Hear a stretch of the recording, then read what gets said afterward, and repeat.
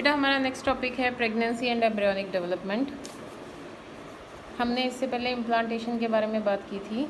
Now we are going to discuss कि implant actually होता कैसे है। जो डेवलपिंग एम्ब्रियो है वो यूट्रस की वॉल से कैसे अटैच होता है।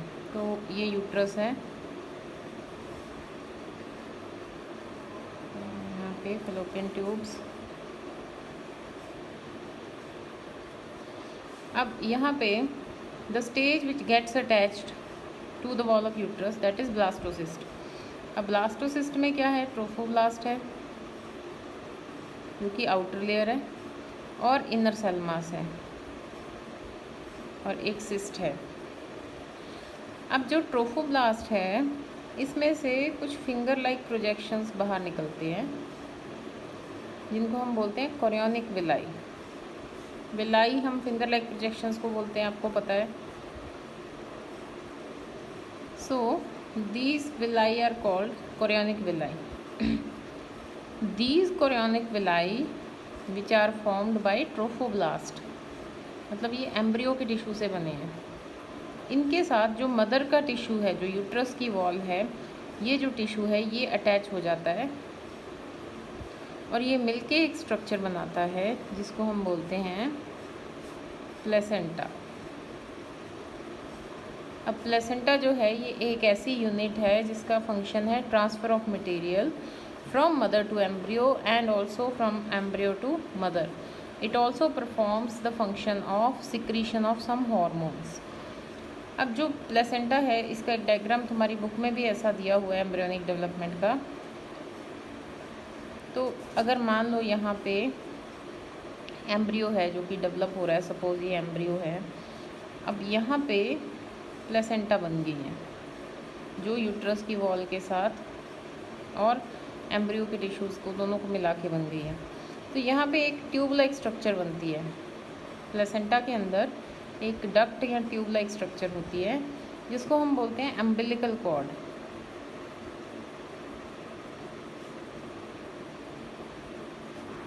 ये अम्बिलिकल कॉर्ड का फंक्शन है कि न्यूट्रिशन को मदर से एम्ब्रियो तक लेके आना एंड जो भी वेस्ट मटेरियल है उसको एम्ब्रियो से रिमूव करना।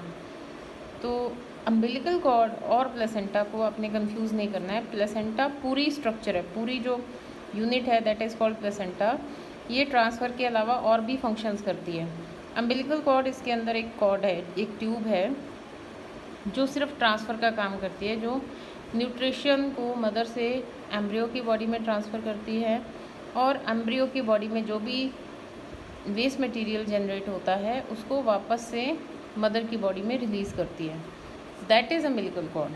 सो दिस इज़ द अटैचमेंट। सबसे पहले क्या होगा, कोरियोनिक विलाई बनेंगे जो ट्रोफोब्लास्ट से बनेंगे। कोरियोनिक विलाई और जो मैटरनल टिश्यू है ये मिलके एक यूनिट बनाएंगे, structural and functional unit which is called placenta. Inside the placenta there is a tube like structure which is called umbilical cord. Now ये हो गया आपका अटैचमेंट हो गई। अम्बिलिकल कॉर्ड हमने बात कर ली, कोरियोनिक विलाई हमने बात कर ली। अब मैंने आपको बताया कि जो प्लेसेंटा है इसका फंक्शन सिर्फ ट्रांसफ़र ऑफ मटेरियल नहीं है, it also secretes some hormones. So 3 major hormones which are secreted by placenta. These are HCG, HPL and relaxin. Also there are other hormones like progesterone, estrogen. These are also secreted by placenta.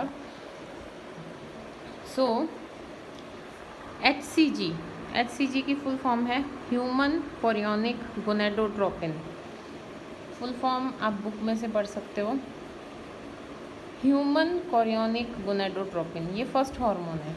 इसका function क्या है, maintenance of corpus luteum.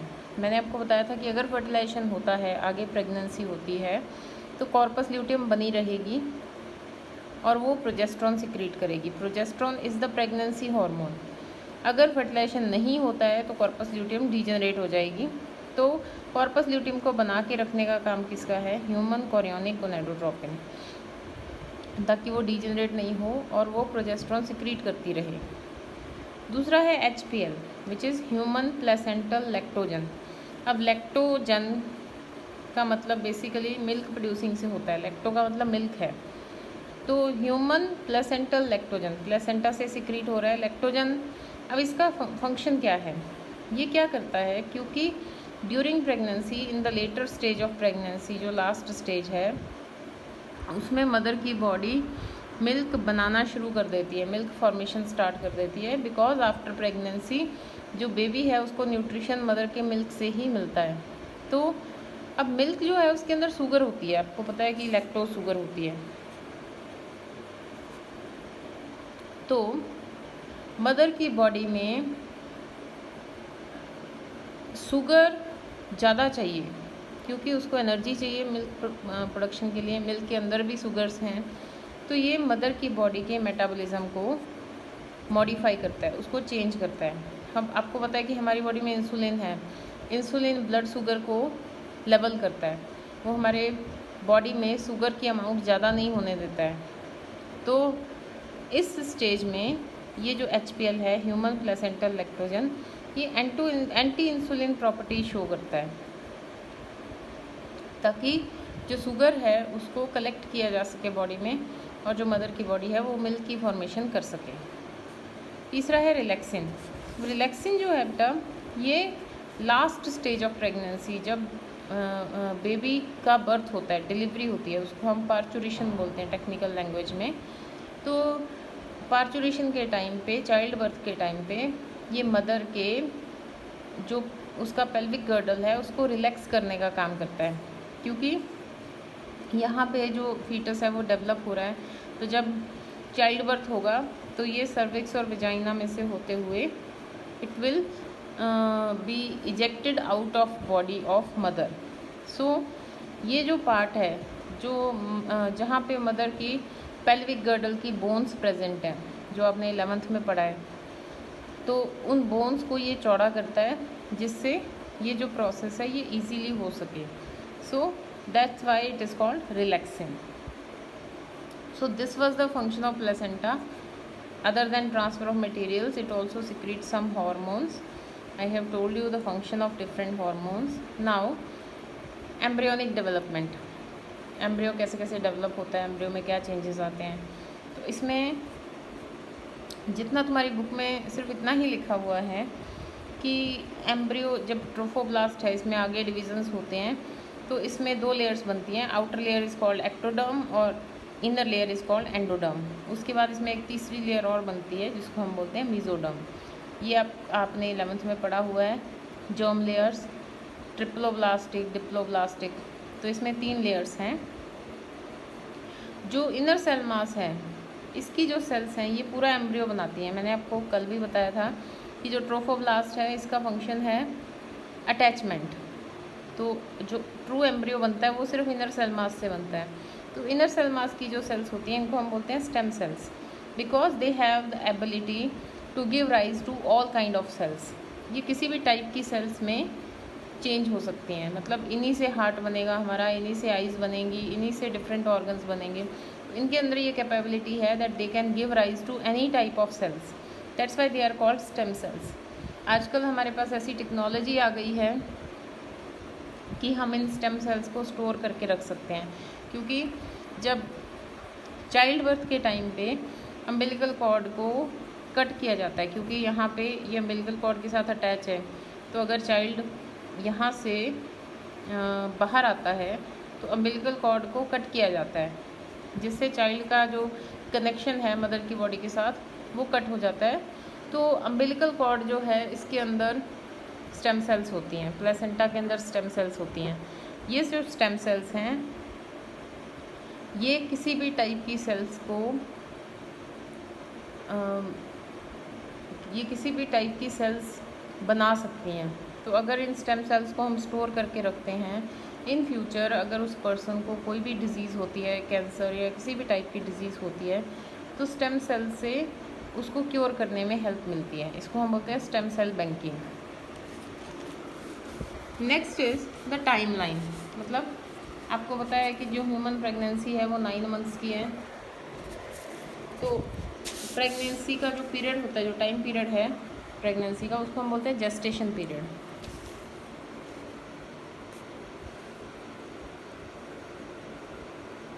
Gestation period. अब gestation period human beings में 9 months का है। अलग अलग animals में अलग अलग होता है, कईयों में 9 मंथ से ज़्यादा होता है। तो फर्स्ट मंथ, 1 मंथ के बाद, प्रेगनेंसी के फर्स्ट मंथ के बाद क्या होता है, एम्ब्रियो का हार्ट फॉर्म हो जाता है। इस टाइम पे जब स्टेथोस्कोप से ड्यूरिंग प्रेगनेंसी जब मदर को चेक किया जाता है तो उसमें मदर की और एम्ब्रियो की दोनों की हार्ट बीट सुनाई देती है। सेकेंड मंथ के बाद उसमें लिम्स और डिजिट्स बन जाते हैं। लिम्स का मतलब हाथ और पैर, डिजिट्स का मतलब है फिंगर्स। तो हाथ पैर बन जाते हैं, उनकी फिंगर्स भी बन जाती हैं। 3 मंथ्स जब कंप्लीट हो जाते हैं, इसको हम बोलते हैं फर्स्ट ट्राइमेस्टर। प्रेगनेंसी में 3 ट्राइमेस्टर हैं। ट्राइमेस्टर मतलब 3 महीने का टाइम। तो फर्स्ट ट्राइमेस्टर जब कंप्लीट हो जाता है उस टाइम पे जो फीटस है उसके एक्सटर्नल जेनाइटेलिया भी हमें दिखाई देते हैं। तो यहाँ पे ये नोटिस करने वाली बात है कि अगर हम अल्ट्रासाउंड करते हैं तो इसमें जो फीटस है उसके हाथ पैर हमें दिखाई देंगे, उसके एक्सटर्नल जेनाइटेलिया भी दिखाई देंगे, जिससे सेक्स डिटर्मिनेशन किया जा सकता है कि जो फीटस है वो मेल है या फीमेल। और इसीलिए इंडिया में जो टेस्ट है जिससे हमें ये डिटर्मिनेशन होता है उसके ऊपर बैन है। तो अगर कोई भी प्रेग्नेंट लेडी अगर अल्ट्रासाउंड करवाने के लिए जाती है तो वहाँ पे जो डॉक्टर हैं वो पहले एक लिख के देते हैं कि हम इसमें सेक्स डिटर्मिनेशन का टेस्ट नहीं करेंगे और हम एक्सपोज भी नहीं करेंगे। तो इंडिया में ये बैन है, बाकी कंट्रीज़ में, यूरोपियन कंट्रीज़ में ये बैन नहीं है। तो फर्स्ट ट्राइमेस्टर के बाद या 3 मंथ्स के बाद ये पेरेंट्स को बताया जा सकता है कि जो उनका चाइल्ड है वो मेल होगा या फीमेल। बट इंडिया में इट इज़ बैंड।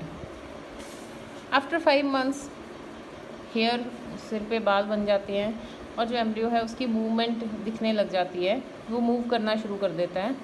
6 मंथ्स के बाद उसकी आईलिड्स भी बन जाती हैं, आईलिड्स के ऊपर आई लैशेस भी आ जाती हैं और कंप्लीट 9 मंथ्स होने के बाद फुली डेवलप्ड फीटस जो है वो प्रिपेयर हो जाता है।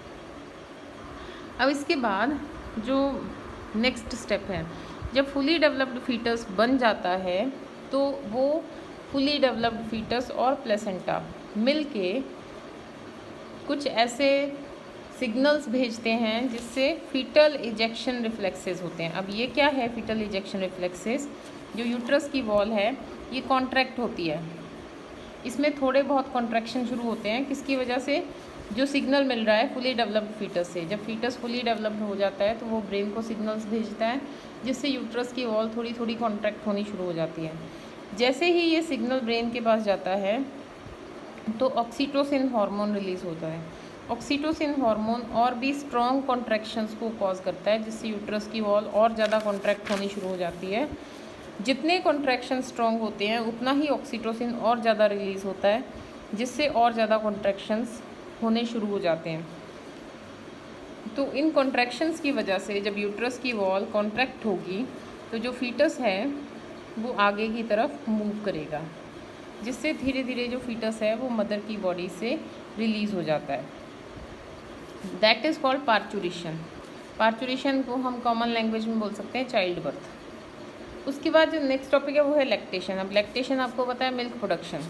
तो जब चाइल्ड बर्थ हो जाता है तो ऑब्वियसली उसके बाद जो मदर है वो मिल्क प्रोड्यूस करती है और उस मिल्क से ही जो चाइल्ड है उसकी बेसिक न्यूट्रिशन की रिक्वायरमेंट्स पूरी होती हैं। जो मदर्स मिल्क है ये एक ऐसा फूड है, ये इकलौता ऐसा फूड है जो अपने आप में एक कंप्लीट बैलेंस डाइट है। नॉर्मली हम लोग बैलेंस डाइट की बात करते हैं, उसमें हम बहुत सारे फूड्स इन्वॉल्व करते हैं।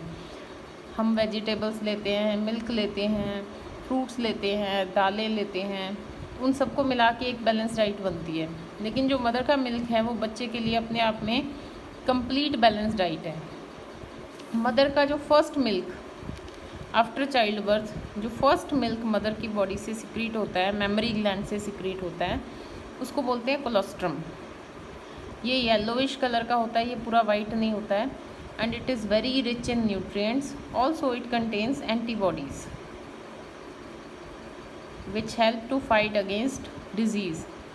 क्योंकि जो एम्ब्रियो है उसकी अपनी कोई इम्यूनिटी नहीं है, तो मदर के मिल्क के थ्रू उसको इम्यूनिटी भी मिलती है, उसको एंटीबॉडीज़ मिलती हैं जिससे वो डिज़ीज़ के अगेंस्ट प्रोटेक्ट होता है।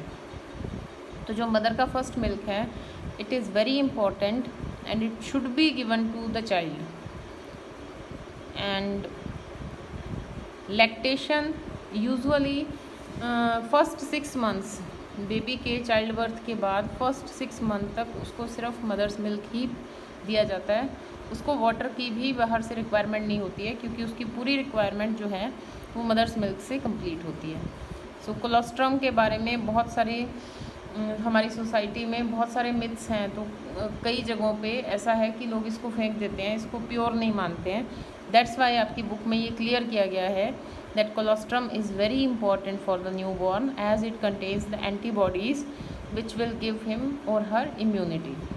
सो that was parturition and lactation. With this topic your chapter is complete. I hope you are watching all the videos because soon I am going to test this chapter.